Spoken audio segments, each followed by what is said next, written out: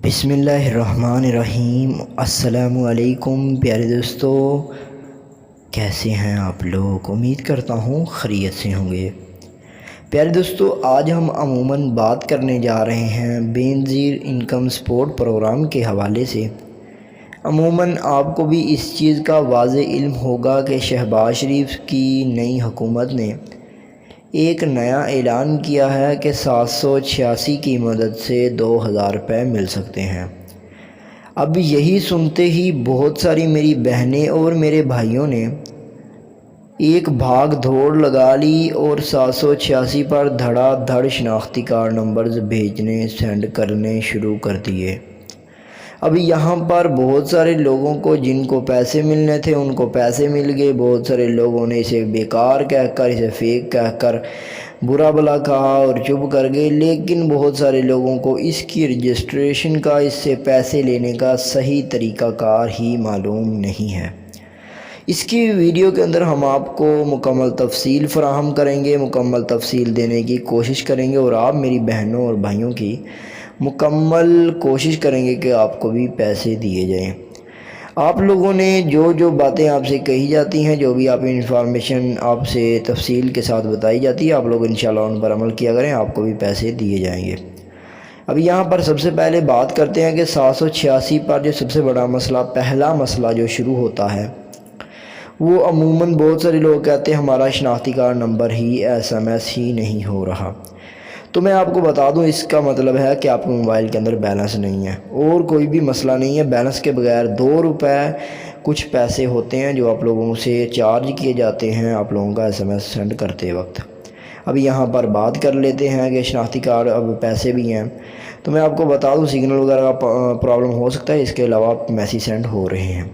Message send ہونے کے بعد اب جواب نہیں ملتا، یہ بھی ایک بہت بڑا مسئلہ ہے۔ بہت سارے لوگ کہہ رہے ہیں ہمیں جواب نہیں آ رہا، تو جواب کیوں نہیں آ رہا، اس کی وجہ کیا ہے، اور آپ کو بتائی جائے گی، اور اس کے ساتھ ساتھ آپ کو مکمل تفصیل جو میں نے کہا وہ بھی فراہم کی جائے گی۔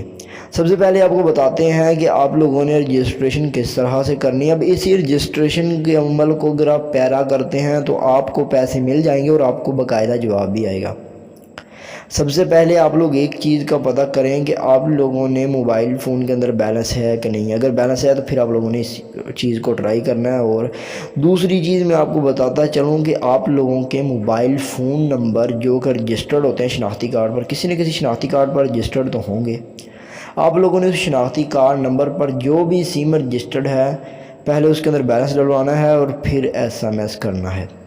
اب یہاں پر بہت سارے لوگ غلطی یہ کرتے ہیں کہ اس کے اندر ڈیش، کوماز، ڈاٹ یا کچھ ایسا لگا دیتے ہیں، جس کی وجہ سے یا تو SMS سینڈ ہی نہیں ہوتا، اگر سینڈ ہو جاتا ہے تو پھر انہیں جواب نہیں ملتا۔